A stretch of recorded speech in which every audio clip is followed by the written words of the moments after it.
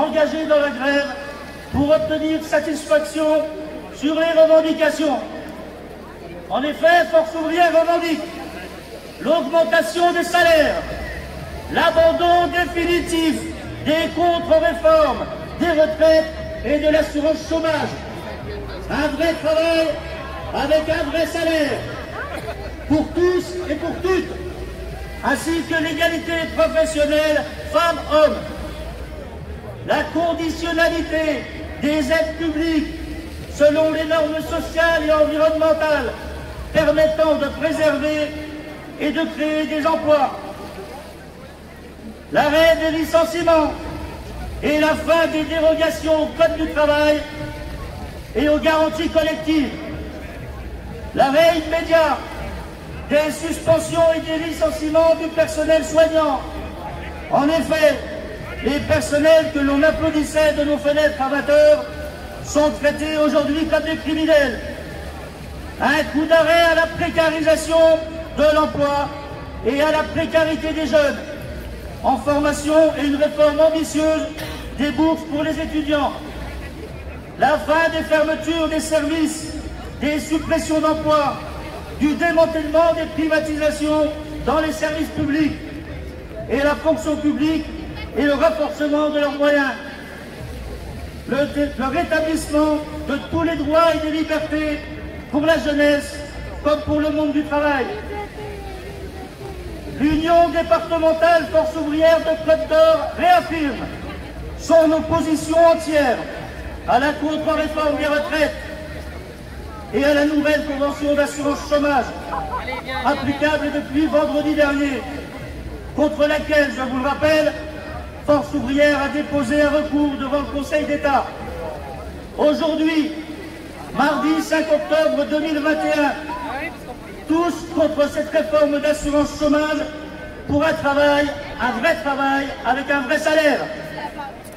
Mes chers camarades, en 2019, en 2020, des millions de salariés se sont mobilisés par la grève et les manifestations contre le système universel de retraite par points, contre le recul de l'âge à la retraite.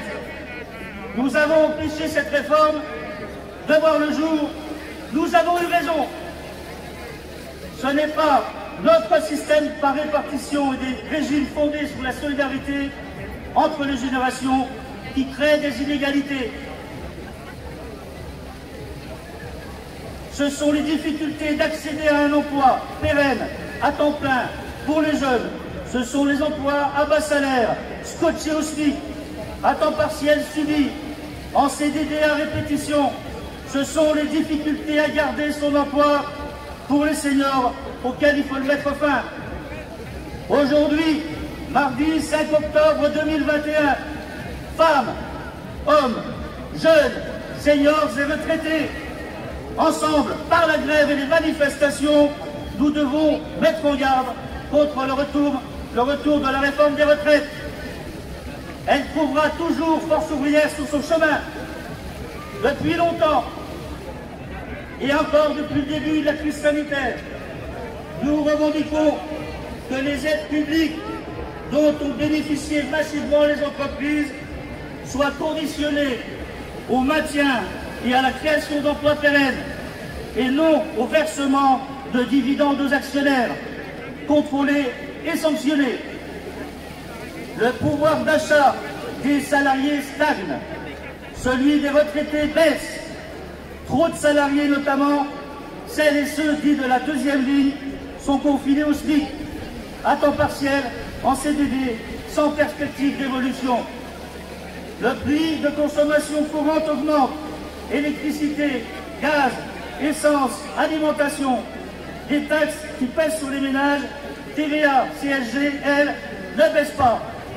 Il faut que ça change, il y a urgence.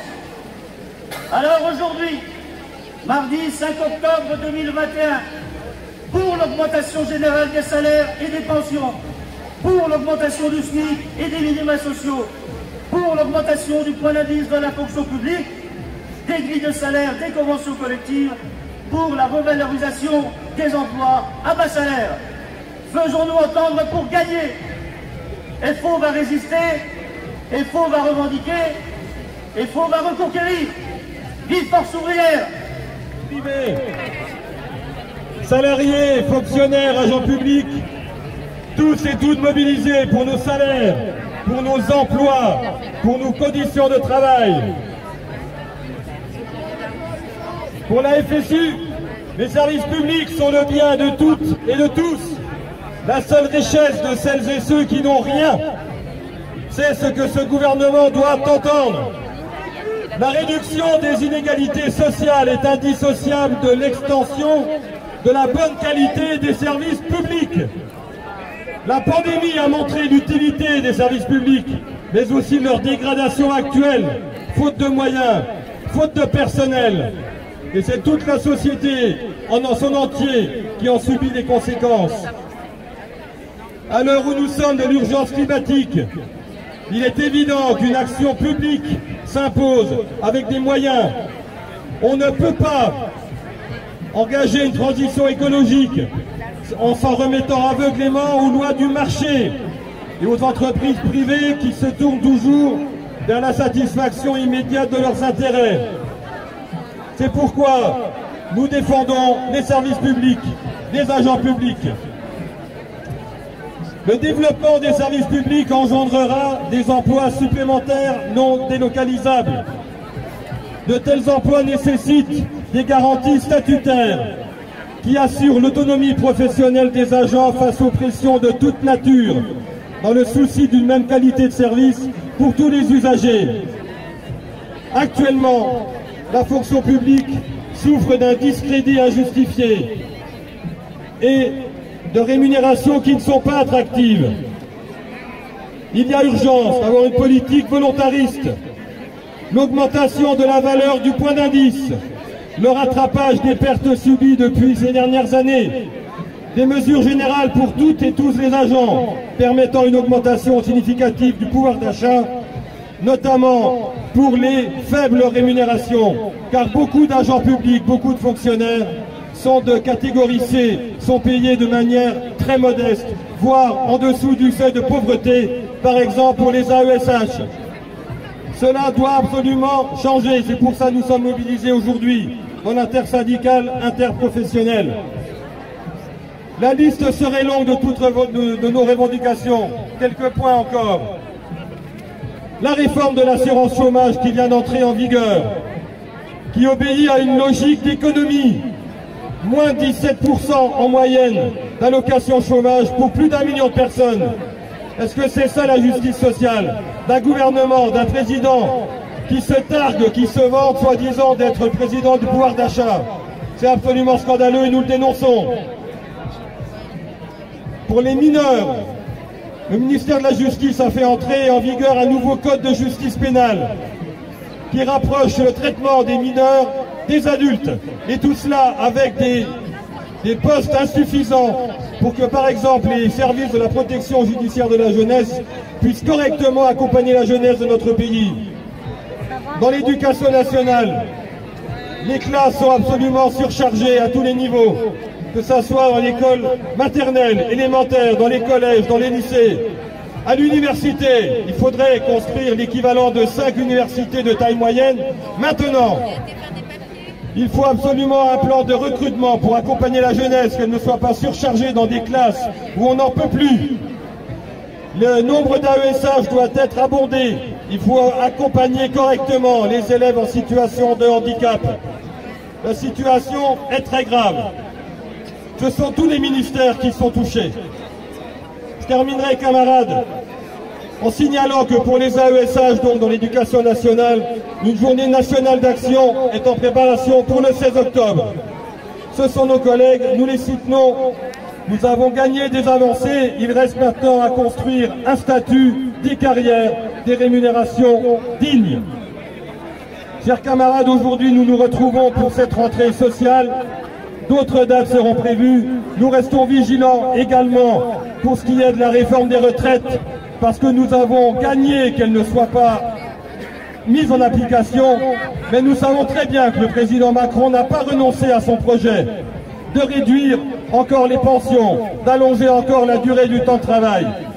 sur tous ces sujets. Nous sommes mobilisés, nous restons ensemble, tous et toutes, salariés du privé, agents de la fonction publique.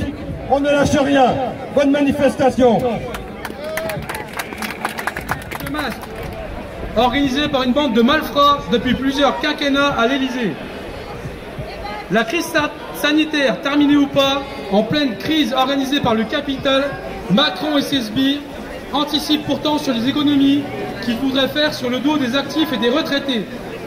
En effet, après l'annonce de la mise en place de la réforme de l'assurance chômage, par décret le 1er octobre dernier, la question de l'équilibre financier du système de retraite réapparaît. Au menu, il pourrait être question d'augmenter la durée d'années de travail, notamment par une hausse de la durée de cotisation, pour bénéficier d'une retraite à taux plein et le report de l'âge réel, voire légal, de départ en retraite à 64 ans. De nouvelles régressions. Ce sont les travailleuses et les travailleurs qui sont les premières victimes de ce chantage. Le gouvernement préfère renflouer à coups de milliards les entreprises au détriment des droits et conquis des salariés. Pour ce gouvernement, comme pour les précédents, il vaut mieux engraisser les parasites que sont les actionnaires et faire mourir les créateurs de richesses que sont les salariés.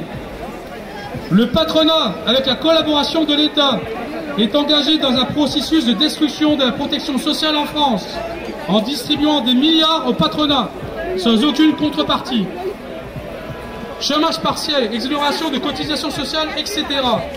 Et tout ceci sans aucune contrepartie pour les salariés, sans aucune augmentation de salaire. Au contraire, il se sert de notre argent pour mettre en place les plans antisociaux de rupture conventionnelle, de délocalisation, de destruction de notre sécurité sociale. Grâce à cet argent public, à nos impôts que nous payons à notre travail, les entreprises de la plus petite à la multinationale du CAC 40 ont toutes explosé leurs bénéfices. Pour le premier semestre 2021, près de 57 milliards d'euros de dividendes pour les actionnaires du CAC 40.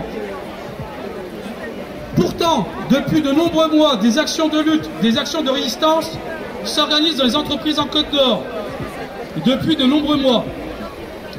La lutte du monde de la culture contre la réforme de l'assurance chômage, des salariés de la santé à Corian contre les attaques syndicales, les salariés de la Codège pour de meilleures conditions de travail et aussi d'accueil des enfants placés, les agents de la fonction territoriale du Val-de-Saône contre les attaques contre la CGT, les salariés de la mutualité française sur les problématiques salariales, les agents d'EDF contre le projet Hercule, les salariés Aldi poursuivis en justice pour fait de grève, leur seul grief, se mobiliser pour l'égalité salariale, et ça depuis de nombreux jours. Ils sont toujours en grève aujourd'hui. Les agents de l'INRAP pour leurs conditions de travail et leurs salaires. Les salariés de Divia en préavis de grève depuis septembre pour leurs conditions de travail. Les agents des hôpitaux sous la pression des fermetures de lits et l'obligation du pass sanitaire. Les agents de la ville de Dijon pour leurs conditions de travail. Les salariés de Géant Casino Fontaine pour de meilleures conditions de travail. Les salariés de l'agro, les ex de la chocolaterie de Bourgogne pour un projet de relance de l'usine. Les métallos de Montbard, de Dijon, du Val-de-Saône contre le rachat de Valinox par Framatome, et encore bien d'autres. C'est pourquoi aujourd'hui, nous sommes toutes et tous mobilisés, particulièrement pour l'emploi par le conditionnement des aides publiques, avec le maintien et la création d'emplois stables, pour la création d'emplois pour répondre aux besoins dans les hôpitaux, les EHPAD et la fonction publique, pour des augmentations salariales, pour une vie digne, pour une relance réelle de l'économie par la consommation des ménages, pour le développement de l'industrie par son maintien mais aussi par sa relocalisation, pour le développement des services publics, de l'éducation, de la santé, des transports, de l'eau et de l'énergie, pour une réelle réponse aux besoins de la population, pour de meilleures conditions de travail, avec une baisse du temps hebdomadaire, pour une reconnaissance de la pénibilité. Nous devons nous mettre en riposte pour l'avenir des travailleurs. L'avenir appartient à ceux qui luttent. Vive la CGT, vive la lutte!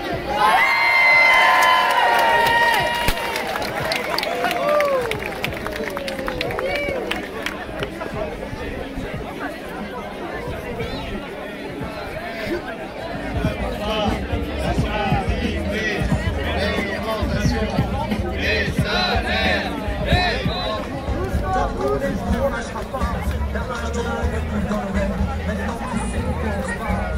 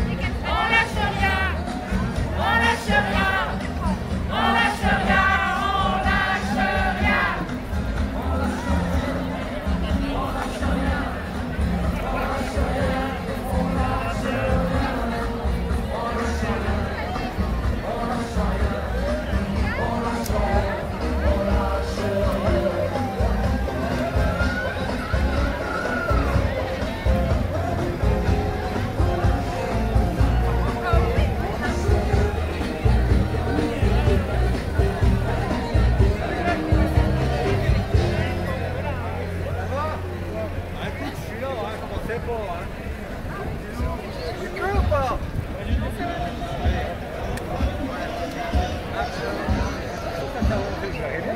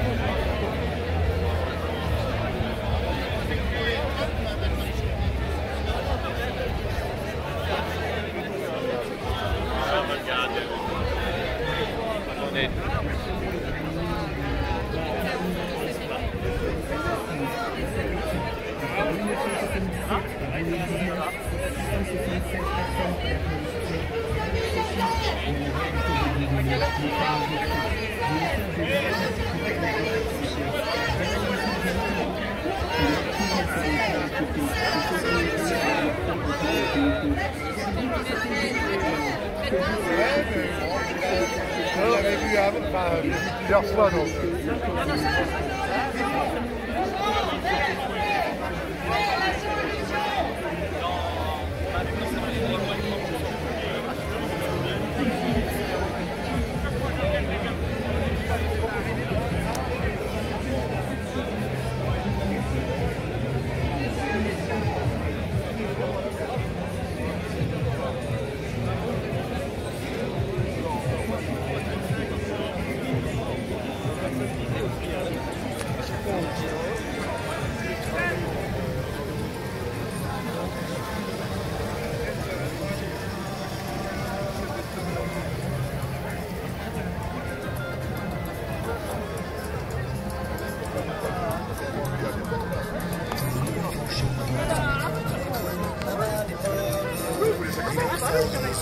Sacré